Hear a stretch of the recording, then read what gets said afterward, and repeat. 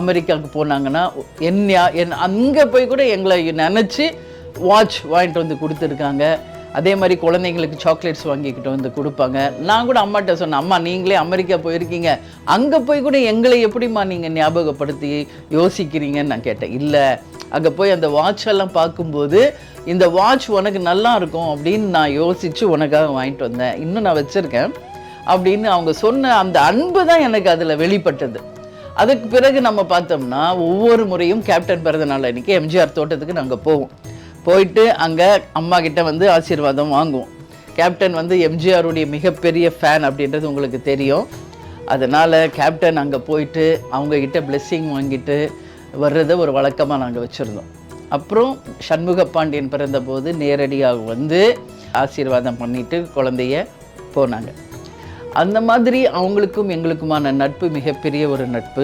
அப்போது கேப்டன் ஒரு வாட்டி எம்ஜிஆர் தோட்டத்துக்கு போயிருந்தப்போ நான் வந்து கேப்டன் ரொம்ப வந்து சொல்ல மாட்டார் எம்ஜிஆருக்கும் அவருக்குமான அந்த நட்பு. ஆனால் நான் வந்து சொல்லுவேன் அம்மாட்ட, நான் ஓப்பனாக பேசுவேன், ஜாலியாக பேசுவேன். அப்போ சொன்னேன் அம்மாட்ட, கேப்டன் வந்து தன் வாழ்நாளில் எம்ஜிஆரை தான் அதிகமாக நேசித்த ஒரு நபர் இங்கே இருக்காருன்னா எம்ஜிஆர் தான். தன் குருவாகவே அவரை ஏற்றுக்கிட்டார் கேப்டன்.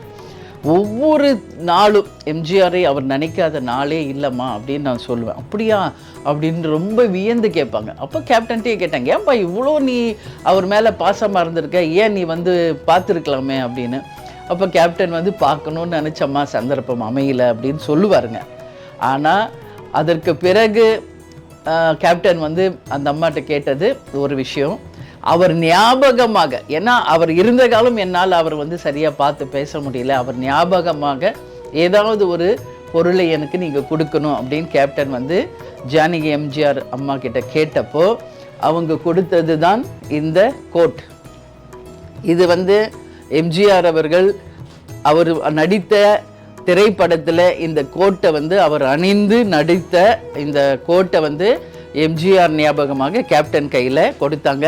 அதே போல் அவர் அணிந்த இந்த டைகளையுமே வந்து ஜானகி அம்மா கேப்டன் கிட்ட கொடுத்து இதை நீ ஞாபகமாக வச்சுக்கோ அப்படின்னு சொன்னாங்க.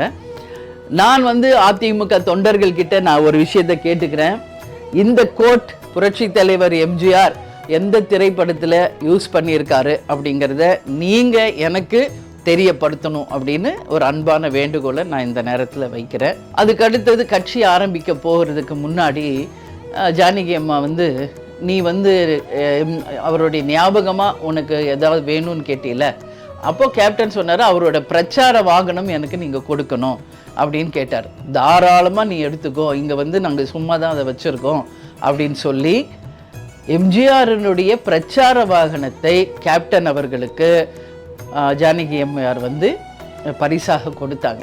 அது இன்றளவும் நமது தேசிய முற்போக்கு திராவிட கழகத்தின் தலைமை அலுவலகத்தில் அதையும் நாங்கள் ஒரு பொக்கிஷம் மாதிரி பாதுகாத்துக்கிட்டோம். 2005 கேப்டன் கட்சி ஆரம்பிக்கிறதுக்கு முன்னாடி ராமாவரம் தோட்டத்தில் ஜானகி அம்மையாரை சந்தித்து புரட்சி தலைவர் எம்ஜிஆருடைய ஞாபகமாக அவருடைய பிரச்சார வாகனத்தை எனக்கு தர வேண்டும் என்று கேப்டன் கேட்டார்.